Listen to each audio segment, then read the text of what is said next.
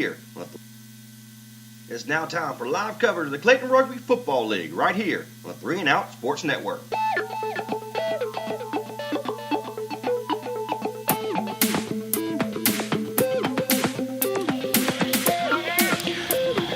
Good afternoon. Welcome to East Community Park right here in Clayton, North Carolina. We have a big day scheduled for today's live broadcast of Clayton Rugby Football League right here on the 3 and Out Radio Network.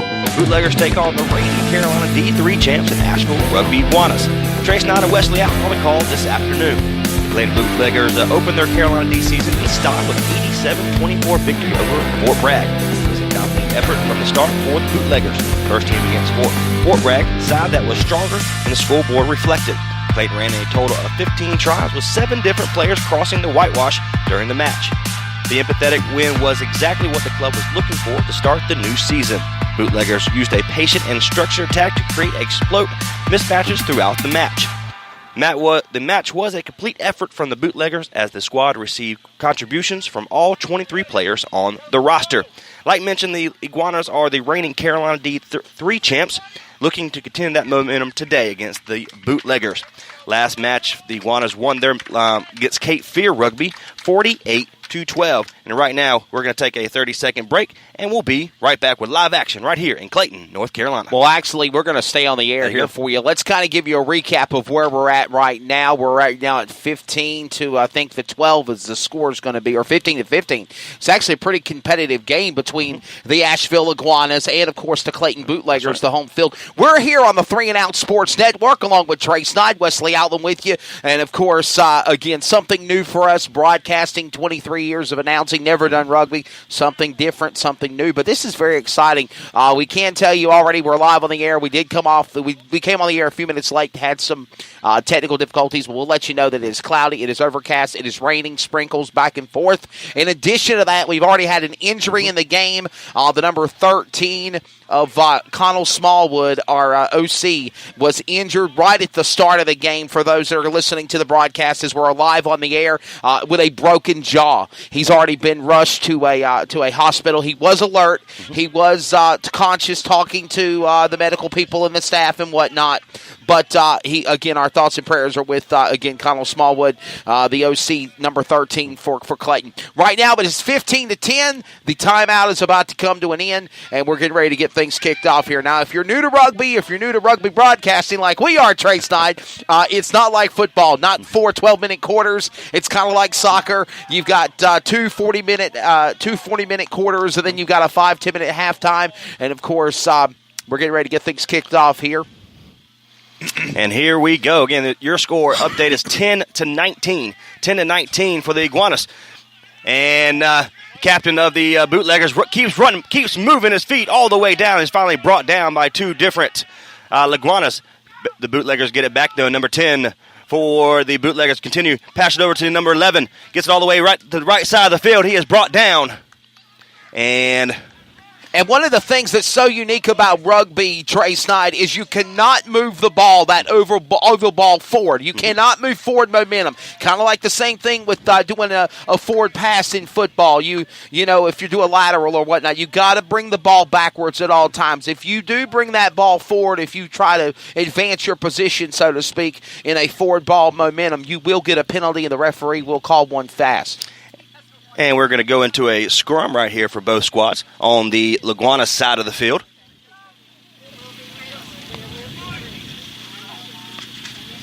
And once again, your score 10-19 Iguanas. Both players push into the scrum. The Iguanas get it. They kick it backwards into their own end zone. We have a kickball here. And number 15, correction, it bounces over to number 11, but he loses the ball. The Iguanas take control. Number 10 for them. And number 8, Big Boy, keeps motioning it down the field.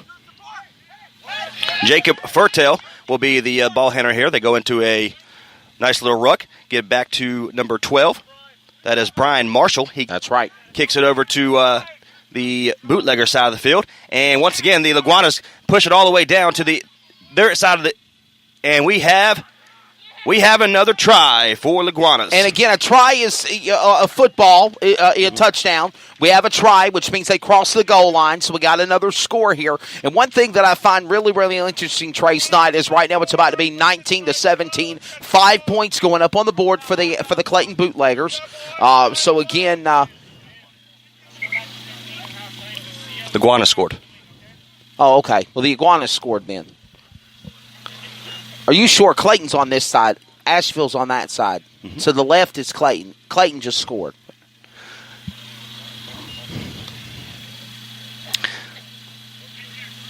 This is all new to us.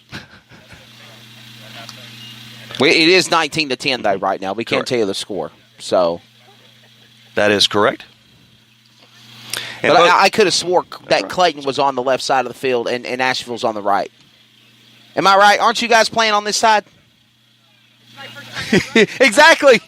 She's like, she don't know either. We have a scrum right next to the Bootlegger side of the field. As you can see, both squads are already playing extremely physical. We do, once again, Mr. Smallwood, Connor Smallwood, has gone out in the first minutes of the match here with a broken jaw. He is taken to the hospital. And we get back into the scrum.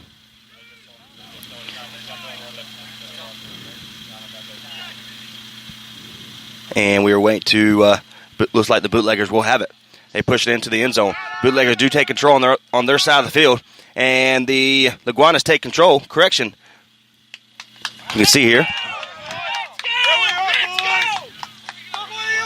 Right now it's 19-10 the score. Out in front is the Asheville Iguanas. Let's give you a description of what they look like. The Asheville Iguanas are the away team. They are wearing red, white, and gray, or silver, if you will, jerseys, black shorts. And that's the away team. The home team is, of course, the Clayton Bootleggers. And they are wearing, I would say they look like yellow jackets, so to speak, Trey Snight. They're wearing black and yellow, kind of like the song. Black and yellow striped jerseys with black pants. And, again, no helmets, no padding, only a mouth guard to protect themselves exactly right. With contact and impact. So most would say it's a real man sport. Ready to go. Number 10 for the Iguanas, pass it over to number 11 inside. And they get it right outside of the goal line. And the Iguanas take control. They get up, once again, this tackle. And continues to move his feet.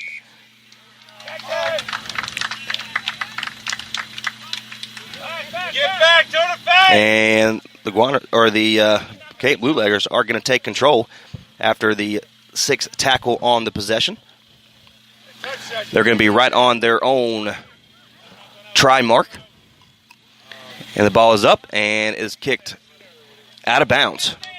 Yeah, remember, they get any time if they can kick the ball and kind of go for what you call a field goal for just for 3 points.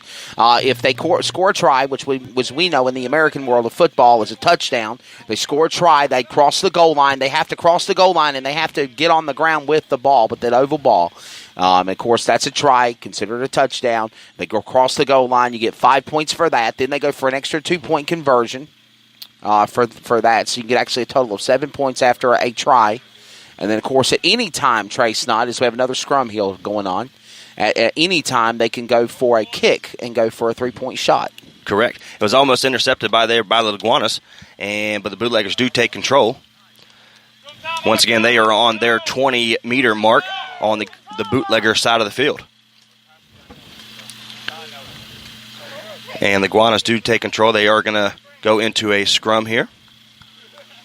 And let's give a little bit more better description of what a scrum is. A scrum is kind of like a dog pile, so to speak, where they're going to be fighting and clawing for that ball. The official definition and contest for the ball involving 8 players who bind together and push together, team assembled for 8 possession of the ball. Scrums restart play after certain minor infractions. And we got that statistic from Rugby for Dummies. That's right. Oh, wow. It's finally quit letting up with the weather. Of course, the ambient temperature outside is probably about 70 degrees. It is cloudy and overcast. It was drizzling, raining a little bit. We are in the first half of play. They're going to play 2 40-minute halves. We'll have a break at 10 minutes at halftime, and, of course, we'll try to grab a word with the coaches, get their thoughts on some things. Right now, it is 19-10 the score. Asheville Iguanas are out in front by 9. Pretty competitive game we've seen so far, and, still a long way to go here. You'll have to still think we've got probably about another 10 minutes left to go in the first half of play, Trace Knight, but it's been very competitive as we're back really rolling again here with right now the score of 19-10. Asheville out in front of the Clayton Bootleggers. Exactly right. The Iguanas take control after the kick from the Bootleggers, and they're going to be on their 50-yard meter here in Clayton, North Carolina, the East Community Park, the home of the Clayton Bootleggers. That's right.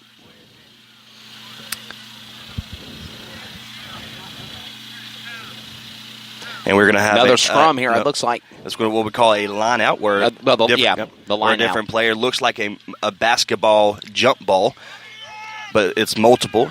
4 different players one player will jump up in the air, and the receiving team will, in football terms there. Right. And the number 6 for the Iguanas, push it all, gets tackled. And we're going to have what we call a ruck. And it's almost intercepted, but number 13 takes it, and he looks to pass it back, but he is dropped by number 15 of the Bootleggers. Correction, he gives it over to number 5 of the Iguanas. He goes in for a try. And that's number 5, David Lindsay, going in for the try for the Asheville Iguanas. He handed it off to number 13 of Peyton Marshall, the OC. Got it off to David Lindsay in 5, and another 5 points going on for the Asheville Iguanas. Now they'll go on for another 2-point conversion, as right now it's going to be 23 the score, or 24 right now, 24-10. Asheville out in front of the Clayton Bootleggers. And I think we've got an injury on the field as well, as we see our medical trainers now making their way out there to aid one of the players. One of the Iguanas players. One of the Iguana players are down. I don't know. Once we hear clarification of what truly happened, we promise we will let everybody know. It is 24-10 right now the score. Asheville out in front of Clayton in the early going of the, or actually about halfway through the first half of play. We'll give you more details here in a moment, as right now we will step away for a second and we will take actually we're going to stay here with you here because it looks like they're back going again. They just converted the conversion kick. So another 2 points. So it's now 26-10. Asheville out in front of Clayton. We were going to take a timeout, but it looks like they're right back going again. We want to thank all of our sponsors for the 3 and Out Sports Network for making it happen. Of course, again, number 5, David Lindsay for the Asheville Iguanas rugby squad, putting it in there. And by the way, this event is sanctioned by the Carolinas Geographic Union of Rugby Football, and, of course, the collegiate of the Clayton Rugby Football Club, Bootleggers, and the Asheville Rugby Football Club, that is the Iguanas. And that kind of paperwork makes us sound like we know what we're talking about. But this is totally new to us. Iguanas take control. They get it on their side of the field, and he tries to break away. That is number 13, and it is dropped. It is dropped by number 15. He picks it up, and once again, he is dropped immediately.